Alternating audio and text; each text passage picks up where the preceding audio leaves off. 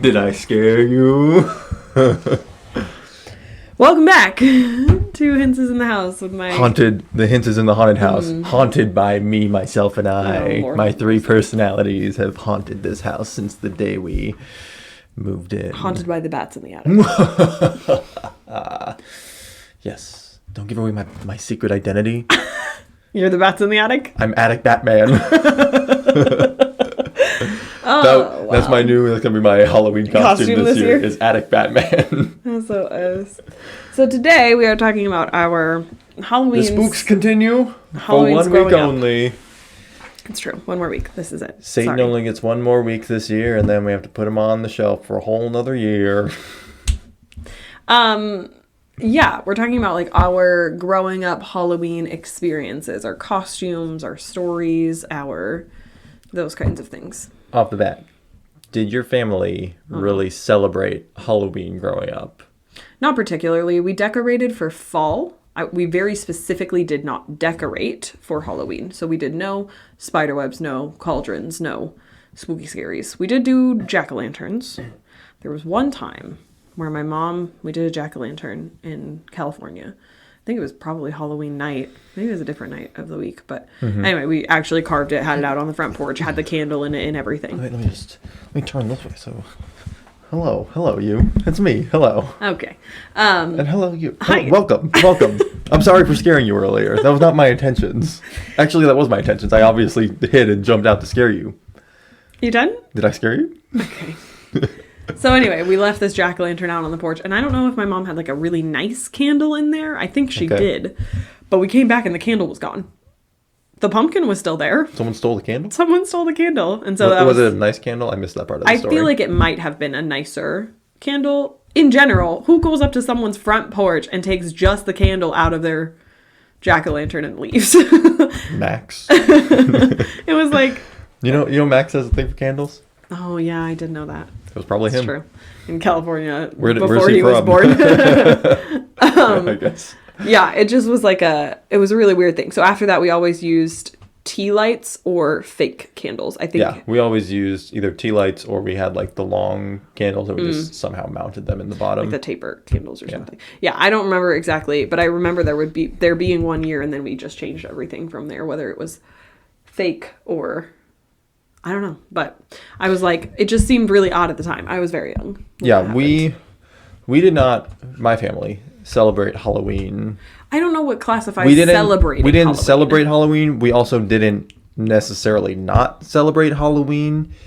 It was just typically in the Hintz household growing up, it was not really an occasion. Well, and I would say like it was an occasion in the sense of we specifically on Halloween would dress up. I was allowed to dress up.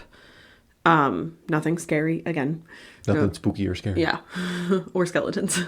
No witches, no ghouls, no zombies, no ghastly creatures of the night. No terrible things.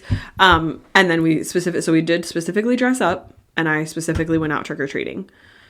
That's the most quote unquote celebrating that we did. Right. We, growing up, typically the church would put on a Hallelujah night. Oh, yeah. Praise Jesus, hallelujah. It is the night. So typically that was our event on Halloween. We would, we wouldn't leave candy out. We just didn't have candy. We would then go to the church and they would have their things. Oh, I just thought of another story. So I thought of a couple more stories now I'm thinking about it. One night, we weren't there, obviously. I don't know if my dad was there or if my dad was flying or what the case was. But Mom had taken all of us kids, obviously, to church because we were doing our Praise Jesus Hallelujah night. Mm-hmm. And so we were doing that. And while we were gone, someone presumably was mad that we didn't have candy for them. And they egged our garage. I don't particularly remember all the details because I didn't have to clean it up. Because I was like 7. Yeah. But I just remember it being like, eggs? Why? Who would do that? Like, what kind of, like, just go buy your own candy from the store. It's like $5 for a giant bag. Like, get over it. But so we typically did these Hallelujah night things. And so I remember as a kid, We never bought costumes. If we did costumes, it was DIY, make your own costume. Oh, okay. I did actually have a Buzz Lightyear costume when I was like real young. My guy. I had a Buzz Lightyear costume. That thing was dope. But I don't remember when I outgrew it. I outgrew it when I was like obviously in elementary school. And it makes sense that you would DIY when you're that young because one costume doesn't fit you the next year. There's like no way. Right. So that makes sense. So I do remember I dressed up as an army soldier one time. And I was like part of the Lord's army. Oh, Lord have mercy. So we did that for church, and I wore camo pants and a camo t-shirt, and then I had an army helmet and like some other army stuff. But my mom wanted to make it like very apparent that I was a member of the Lord's army, so I had to put like a cross on the. I feel like that's worse, arguably. Yeah, killing in the name of Jesus. Yikes! Convert or die. That's awkward. So that was that. Notable costumes in my history. Oh, I was going to tell another story about the Hallelujah Night thing. Great. When I got older, I would attend them, but I would also like volunteer at them. Oh, okay. And so I volunteered one time. Typically, the way it was when I was a kid, they would have these big over where all the football fields were at Calvary. Mm-hmm. They would just have like maybe a big projector, mm-hmm. and they would maybe show a movie, or maybe they would just have like a teaching, and like the kids team would go up and do like mm-hmm. their worship songs, whatever, and dance around and do that kind of stuff. I don't remember if they like showed any movies or anything like that. It's also worth noting that all of this happened in South Florida, so outdoors was totally a possibility in October. Right. And the year that I remember specifically, that I'm calling from memory right now, they had just, instead of like handing out little pieces of candy, they just gave you like a brown paper bag rolled up of like a ton of candy. COVID style. Maybe. Which was fine. It was like, okay, I got this bag of candy. I'm sure that was like a way to, you're not going around house to house. Yeah. Like you're just getting this candy when you come in. But when we left, they had a ton of extra candy. And so I remember someone being like, here, take it. Like gave me like 3 more bags of like candy. Nice. And like Alex, everyone got it. Like, yeah. So I remember getting a ton of candy when we were leaving. But as I got older, I started volunteering at them. And one year they kind of changed the way they did it to where they just had a bunch of like little like carnival style games and these booths mm-hmm. outside. And I was manning one of the booths. And you would just go and like kids would play the games and then you get candy. And I was manning one where you were throwing darts trying to pop balloons. I love that one. It's my favorite one. Which was fine, except I had to blow up all of the balloons, which was fine. I had to tie all of the balloons, which was not fine. Yeah. Because the girl that I was with, she could blow them up, but she couldn't tie them. Yeah. Which was like, that's a very common thing, I feel like. Wrap around your fingers. It's super easy to tie a balloon. It takes 10 seconds to light, but she could not tie it. The dynamic of one person blowing them up, one person tying them because I can't tie them is a normal thing. I was tying them up, and I tied so many balloons, I got a huge blister on the side of my finger, and then it like popped, and then it like I kept tying balloons, and it just kept getting worse and worse and worse and worse. And then the girl, she like left halfway through, so then I was manning the booth by myself. So then I went down and I was like, I knew someone else. I was like, hey, like, I can't tie any more balloons. Can you please come and tie balloons for me? Because my fingers are about to fall off. I've been tying balloons for like 2 hours and they're all bleeding now. I didn't realize tying balloons was so could literally rip your fingers apart. It was also a problem. The girl I was with initially, she wouldn't stop kids from throwing the darts while I was like getting the darts and or setting up more balloons. Which I'm like, danger. Your literal job is to tell the kids, do not throw those darts until everyone is clear. Yeah. Because they were like regular darts, and we had like 4, 5, 6, 7-year-olds come in and throwing them. Like, first off, they were flying in all different directions because kids grab them by the end and just go like that. Like, it's like, okay. Yeah. Like throw them behind them or something. But so I was over there picking up darts off the ground, and then a dart like flies right past me, like right past my face. And I look over and the girl's just like, sorry. I'm like, dude, that was almost my face. I'm glad your face is still intact. So that's what we did growing up. We did go trick-or-treating eventually when I got a little older, like into middle school. We started going trick-or-treating. But I don't know, it was never something we did as a kid. So by the time, like as a little kid, so by the time we got a little older, it was like, okay, this is fun, we get candy, but it wasn't some like, I've got to go trick-or-treating now. So my experience, notable costumes, then I'll get into trick-or-treating and the rest of Anyway, I was a leopard many times in a row. That checks out. Checks out. There was this one year my mom was dating someone who was a pushover, and I ended up with a like replica Dallas Cowboys cheerleaders uniform. Okay. So I was the Dallas Cowboys cheerleader, which retrospectively, and I've seen pictures of me in it, not appropriate for a 5-year-old at all. Nope. That's going to be a no from me. But I was jacked about it at the time. Early 2000s. It was one of those things too where like I remember the costume being like $100. Like it was a very nice costume, but I was also 5. Like for what? But I mean, I think I would also, and I don't know how much you participated in dress up as a boy with your brothers and sisters or whatever else, but like dress up was a pretty common thing. So it's not like I'm only wearing this on Halloween and then, you know, whatever. Like I feel like I wore there were some dress up shenanigans. In your family? Well, yeah. That's another story. We don't have time for that. So I do remember, you know, at least using it again in dress up scenarios. So it wasn't just for Halloween, but still at the time, $100 on anything for a 5-year-old was excessive. There was one year where I really wanted to be a monkey because they were my favorite animal. So we DIY'd my costume to be a monkey. And then like later at some point when I got older, my mom was like, I was all for it, but my ex-stepdad at the time, Mark, she was like, he thought it was racist, but we went with it. And I was like, I have no idea. And I mean, if any, I'm the half black one in this situation.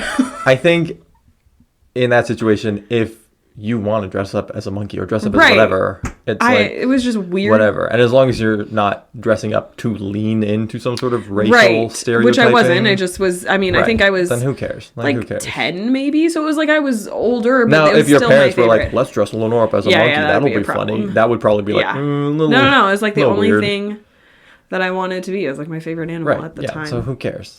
Don't take things so personally, people. I went as Dorothy one year. My ex-stepbrother went as the Tin Man.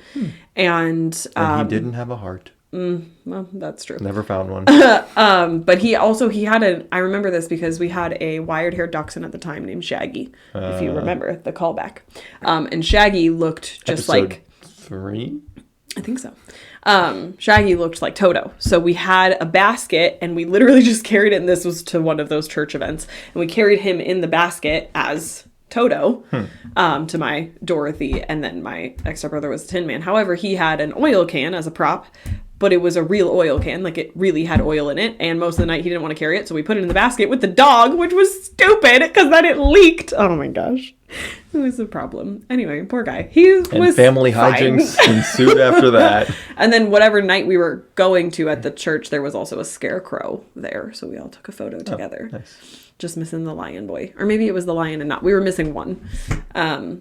So those are like, I think, notable costumes. At one point later, once I got like older and it was dressing up for a party or something like that, my costumes got a little more relaxed and like, what can I throw together last minute? So this one time I went and found I ended up going with a pink clown nose because the pig noses were disgusting, but a pink clown nose, and I drew like 2 little lines on it so that I could wear it as a pig nose, and I wrapped a blanket around myself so I was a pig in a blanket. Thought that was very clever at the time. The internet told me to do it. I also did one year for us, I was a tree. I just had a green dress and a headband of fake foliage and brown leggings and boots, and then you were a lumberjack to match. Yeah. Most of my DIY Halloween now is what can I get Ethan to participate in with minimal effort from him. Right. So then the next year I had this red velvet dress and I figured out how to make a headband of quote unquote frosting. Oh yeah, that was a nightmare. Yeah, that headband was not great. But I ended up being a red velvet cupcake to which Ethan was a baker because it, again, minimal effort on your part. And yeah, like I said, we didn't really do Halloween a whole lot. So like we would maybe dress up a little bit. But I remember dressing up as an army man that one year and Buzz Lightyear. There was a year in high school. There were 2 notable years. One, I was the Princess Buttercup from The Princess Bride, which was random. I think that was maybe freshman year. And then I think it was like right before that, 8th grade or something. Because I remember dressing up to go to a party that my mom dropped me off at, but I didn't have a good time. I don't know, it was weird. I also wasn't allowed to wear my glasses, or I didn't wear my glasses for the costume, so I was already feeling iffy because I couldn't see anything. And then another year, I think it was either sophomore year, I want to say, I was a mime. which started, well, the scary part is that I was a talking mime. Because there was no way that you were going to get me to shut up for a whole evening. But that is what started my obsession with the top hat.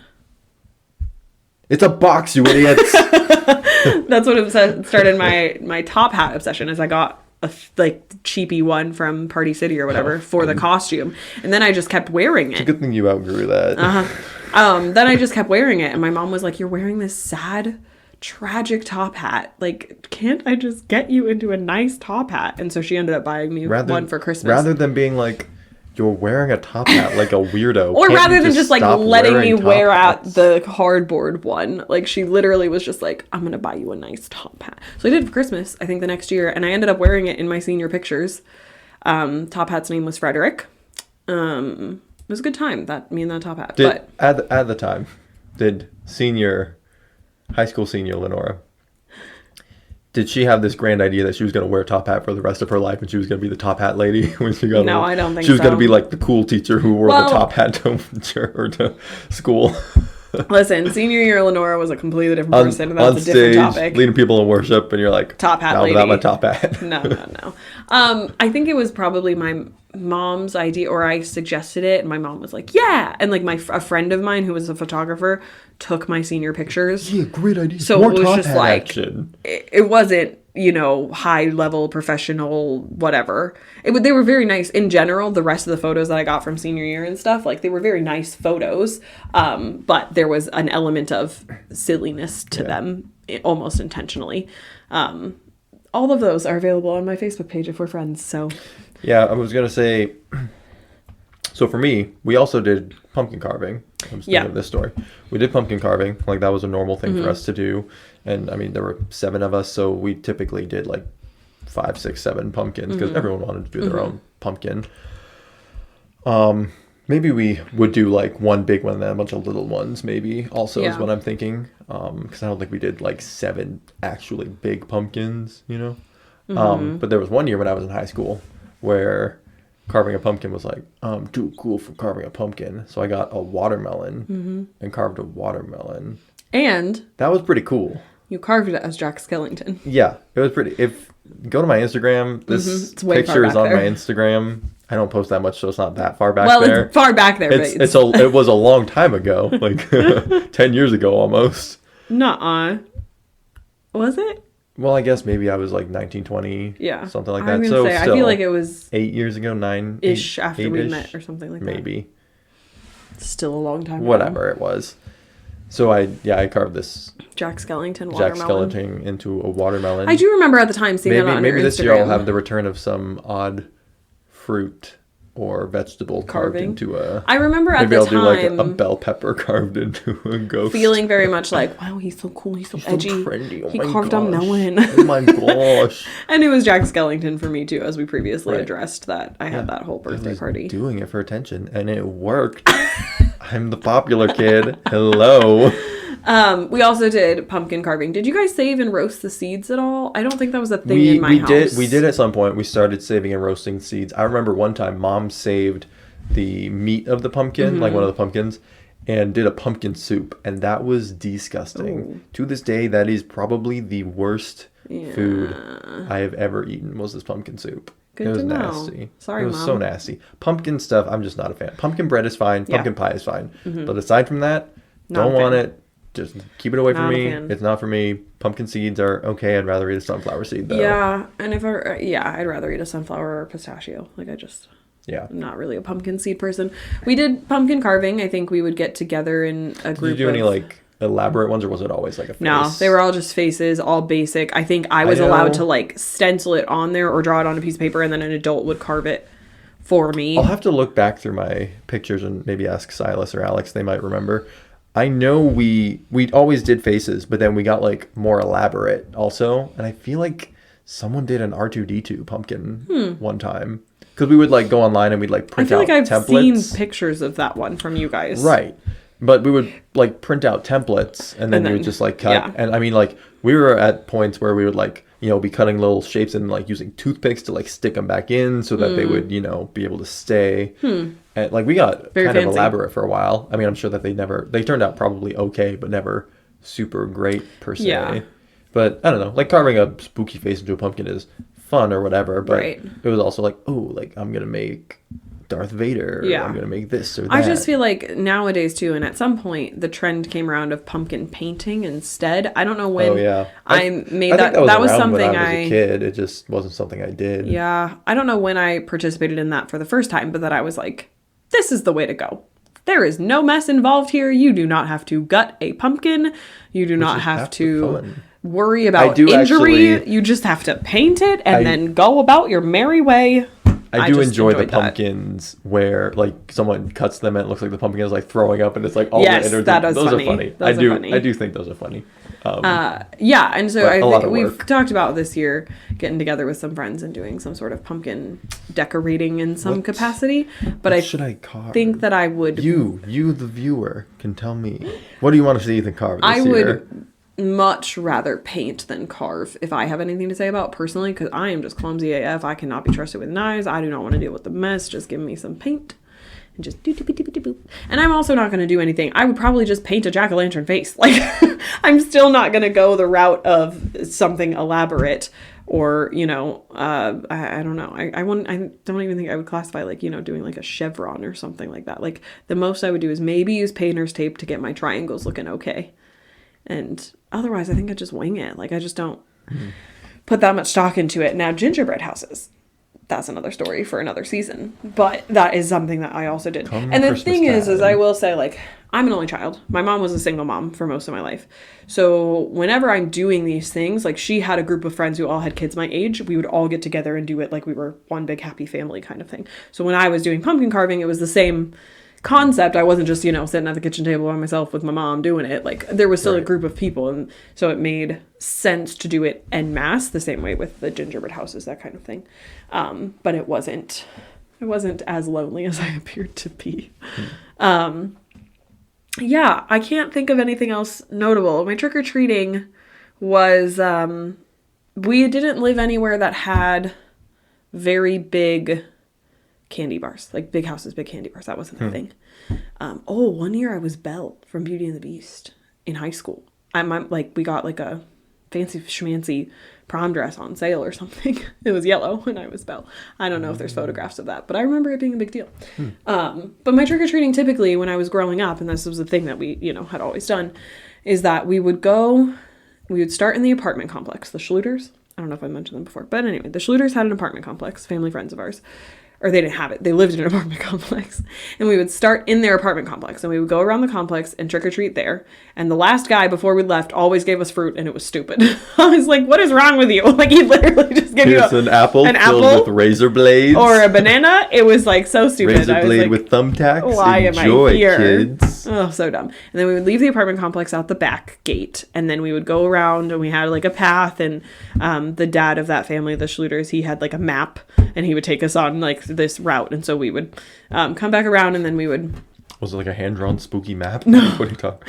I just feel like he like mapped out. It's like a pirate's map. It's like, go this way for candy. X marks spot. I feel like it was just a general, like, these are the houses that I know give candy every year, or like, and so we just did the same route every year. I just so that it would be like, if the light is on. Maybe it was like probably an hour long, but it wasn't like this, we're going to drift ambiguously and maybe stop here and maybe stop there. It was this set, like, this is how long we're going to be gone because this is how long it takes to walk these houses, and then we're going to come back and it will be done, that kind of thing. So that everyone was home at a reasonable hour, and then this was also in Southern California, so nothing was really super cold. Yeah. And then I think I mentioned in a previous episode that we would have our own little buckets, and then our parents would have bigger bags once our buckets got filled, which was like, as a child, pro-parent move. As an adult, no. I don't want to carry all that crap, but that was a very considerate thing for them to do, I feel like. And then we would go back to the house and we would trade our candy back and forth. I don't know what the adults would do, and that was our night. So that's like my typical memorable trick-or-treating experience. When I got older and I got into high school, then it started becoming this like, it was always this weird thing. I feel like I trick-or-treated all the way through like sophomore year. That the year that I was a mime, I feel like, is when that was the last year I actually was doing trick-or-treating, because then it was just like, I think I'm too old for this, but no one's actually telling me I'm too old for this. I don't know. It's just like this weird ambiguous thing. But in the neighborhood I lived in, and this was, I think, maybe freshman year or 8th grade year. No, it was definitely not 8th grade year. I was not being Belle 8th grade year. So maybe freshman year. The neighborhood I lived in was a little bit bougie. And so we would dress up and go, and we were expecting them to have the big candy bars. Like, that's where you're like, if I'm going to this, I need to make sure it's worth my time. And so you're hunting for like the fancier houses that give out the nicer candy, that kind of thing. That's a stereotype that like nice and big houses always hand out like full-size candy bars. I'm like, true. I don't think it proved to be true, but we thought it might. Had that. It's more so person to person, like. Right. Also, like nowadays, you go in and they have like Halloween candy sections in stores, and it's like it's all like the fun size stuff. Yeah, like you're not typically buying full size candy. So bars. I remember that year. The reason I remember it being Belle is because I had a friend who had a truck, and we literally all just like drove around my neighborhood in the bed of the truck to hop out, get the candy, and come back because we didn't want to walk. And we were in. So cool. It was just a different. Yeah, it was a weird time. But we were in high school. We were like, I'm over this walking nonsense. And the houses in that neighborhood were spaced pretty far apart. And it was North Carolina at this point, so it was a little bit chillier. And we were just like, let's just ride in this truck around and hop out for candy. And that way you could see which lights were on and which weren't. And then you weren't like, going you can't see lights on and off if you're walking. Right, exactly. Well, it just mean like it was easier to stop at the ones and not. Because stopping in a truck is so much easier than stopping in real life on your feet. I just mean like you don't have to do extra work if the lights were off. Another thing too is when I was in elementary school, I don't know the reason I remember trick-or-treating growing up is because I don't think the church that I grew up in, quote unquote, did like any sort of Halloween activity. I don't think that was a thing. When we moved to Palmdale, California, the desert side of the state, Eastern California, they had the church that we went to there was probably my first quote unquote mega church experience. And they had I don't even know what they called it. It was not a Hallelujah night. I think that was specific to Calvary. Fall Festival. I feel like it was called the Fall Festival, something like that. That's probably, yeah. And that one, it was literally just filled with like carnival games, like, and it was all inside. But they were carnival games, and essentially you did the carnival games and your prize was candy, and that was your trick-or-treating experience. I really enjoyed that. I lived in that area and went to that church for like 3 years. And I remember, dressing up and looking forward to it and that kind of thing. I liked the idea of, I didn't just go to you and you just gave me candy. I liked the idea of, I won this, like at a carnival game. Was fun. Tell me. If you were watching audio podcasts, or if you're watching this podcast, you can tell I just had a epiphany. If you're not, and you can't see me, you're just hearing. You can't really hear my arms, but they're in the air, excited. I forgot Ichabod and Mr. Toad.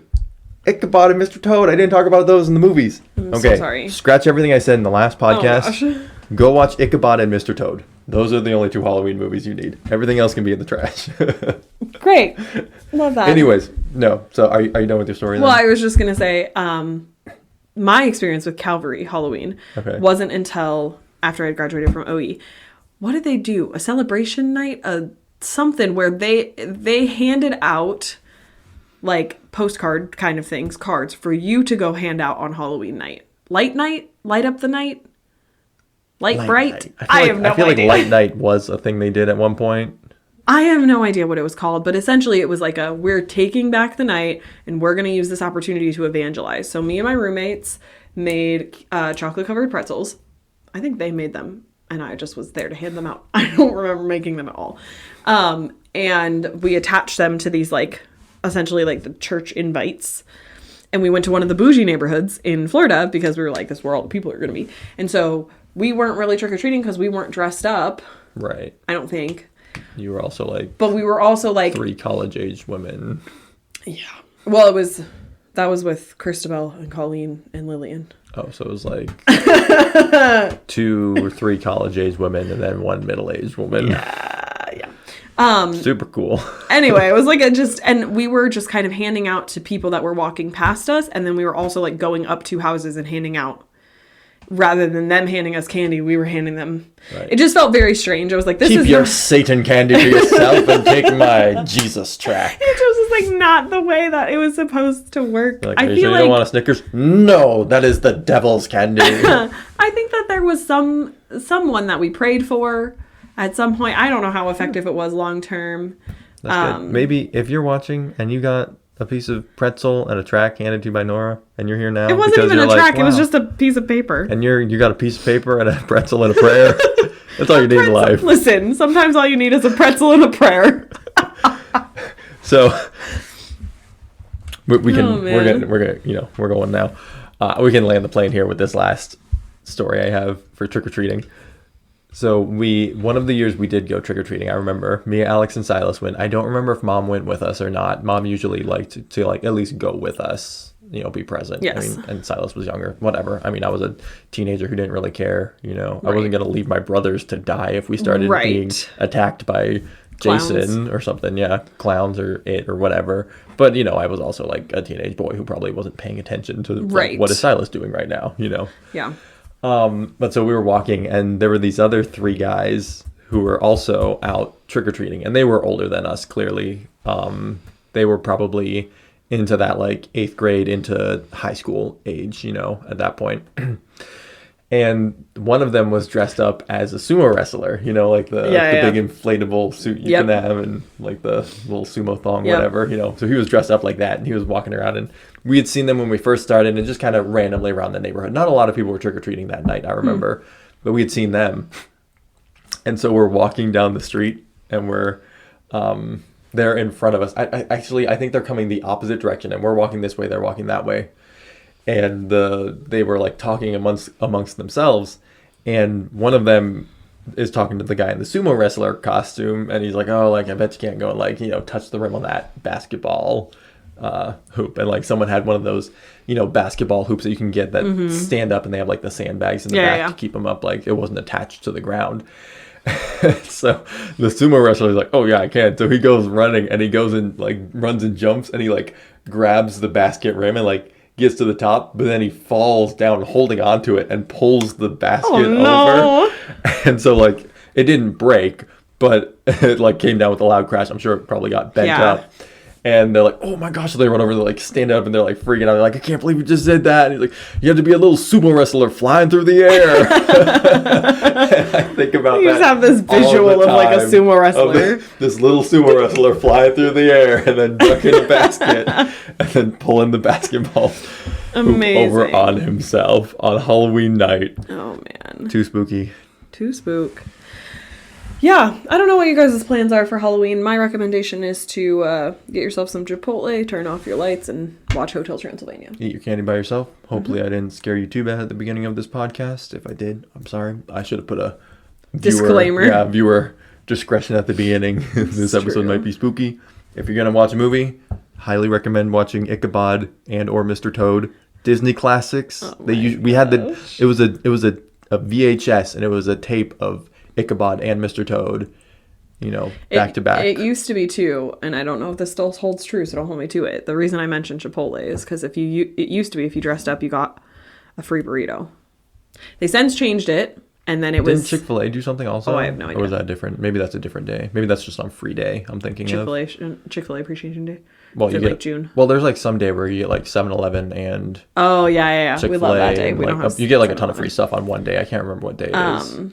Probably 7-Eleven. I feel like they've like changed it like periodically. But Chipotle now, as far as I remember, they'll still do like $3. Yeah, it's like $3 burrito or $3 burrito bowls if you dress up, and you don't have to be that convincing. Like this one time, I think I wore my fanny pack and like a hat or something, and I was supposed to be a tourist, and they thought I was a robber, and Ethan was just with me. And he didn't do anything, and he also got the discount. So it doesn't really take a lot of effort.